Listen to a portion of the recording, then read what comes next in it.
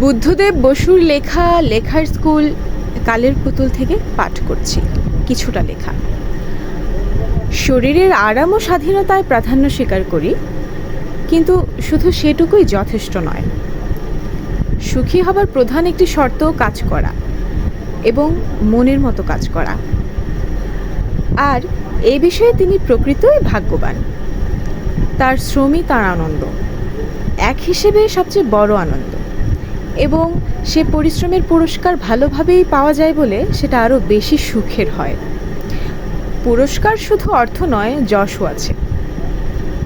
সে যশও উচ্চদরের, যার সঙ্গে film star কি রাজমন্ত্রীর 2-4 দিনের নাম ডাকের কোনো তুলনা হয় না। যশ অবিমিশ্র মঙ্গল নয়, তবু মানুষ মাত্রেরই কাম্য। এছাড়া তিনি অতুলনীয়, অপরূপ রকম স্বাধীন। এই স্বাধীনতাই প্রকৃত স্বাধীনতা কিনা সে দার্শনিক আলোচনার মধ্যে যাবার শক্তি কি প্রবৃত্তি কোনোটাই আমার নেই। তবে সাধারণ লোক সাধারণত স্বাধীনতা বলতে এরকম জিনিস বোঝে, অর্থাৎ তার কাজের কোনো বাধাবাধি সময় কি নিয়ম নেই, যেখানে এবং যখন খুশি তিনি কাজ করতে পারেন। ইচ্ছে হলেই একটা যুক্তিসঙ্গত সীমার মধ্যে ছুটি নিতে পারেন। কোনো উপরিওয়ালার তাবেদারি করতে হয় না, যথেচ্ছ দেশ ভ্রমণে কোনো বাধা নেই, বন্ধু বান্ধব নিজেরই নির্বাচিত।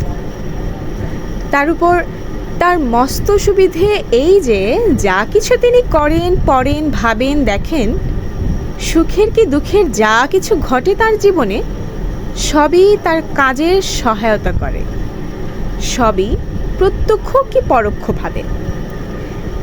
তার রচনার উপাদান হয় কিংবা হতে পারে। শিল্পীর জীবনে কিছুই একেবারে ব্যর্থ হয় না। তিনি যখন অলস, তখনও তিনি সক্রিয়।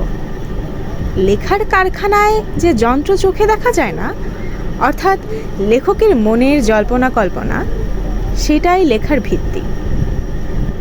যদি তিনি কোনো গর্হিত কাজ করে থাকেন বা গভীর দুঃখ পেয়ে থাকেন, মানুষ হিসেবে তা তাকে যতই বিব্রত করুক, তার শিল্পী জীবনে তা কোনো কাজে লাগবে না, তা জোর করে বলা যায় না। এ জীবন যদি চরম সুখী না হয়, তাহলে সুখী হওয়া কাকে বলে তা আমি জানি না।